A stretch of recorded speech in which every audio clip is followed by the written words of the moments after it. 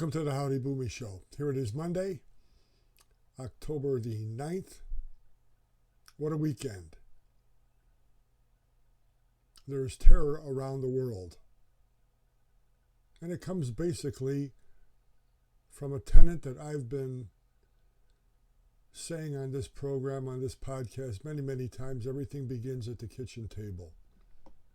I have friends who are of Iranian descent, who, in discussions with them, let me know that when they're children, small children, they were taught that Jews were like dogs. You have to get rid of them. That's deep-seated inside of you, and that's what's going on in the Middle East. There's hatred, basically of a religious nature, which is the most severe, the most long-lasting. The attacks on Israel were animalistic, pure hatred.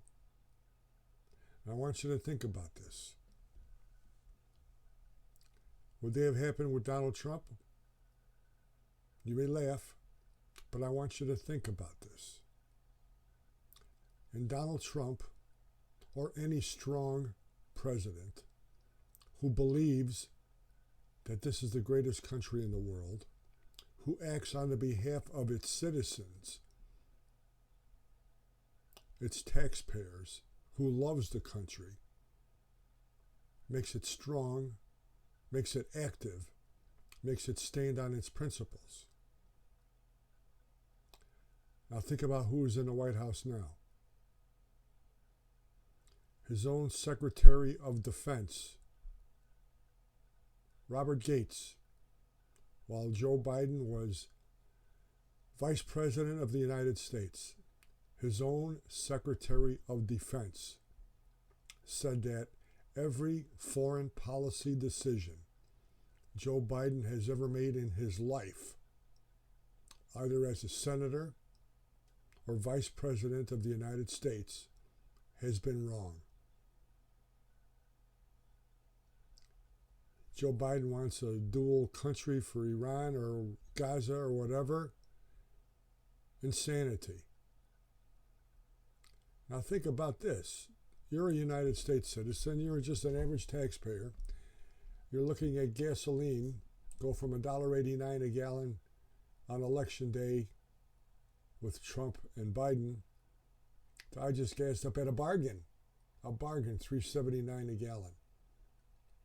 One of the first things Joe Biden did, become president of the United States, was to shut down the Alaskan pipeline, shut down the pipeline in South Dakota in the Middle West, curb drilling, condemn big oil, force everybody to buy electric cars. He gave in to the woke green energy climate change crowd, which led him to realize, people are bitching about price of gas. Let me go beg Iran for money. Let me go beg Iran to pump more oil so it won't be that bad. Imagine asking your enemy to help you out. So now you're an enemy of the United States. You see, there is no Donald Trump in the White House, no strong president. You see the Ukraine, the mess there. You see that the President of the United States, Joe Biden, can't spend more than 10 minutes public speaking because then he sounds like an idiot. He fumbles around. He has no idea what's going on. You see that we are dependent on their oil. You see that he just gave you, Iran, $6 billion. You're China, you're Russia, you're Iran. Are you afraid of Joe Biden? You laugh at him. He gave him $6 billion. No, don't worry about it. They're not going to use it for terror. What an idiot. Surrounded by idiots.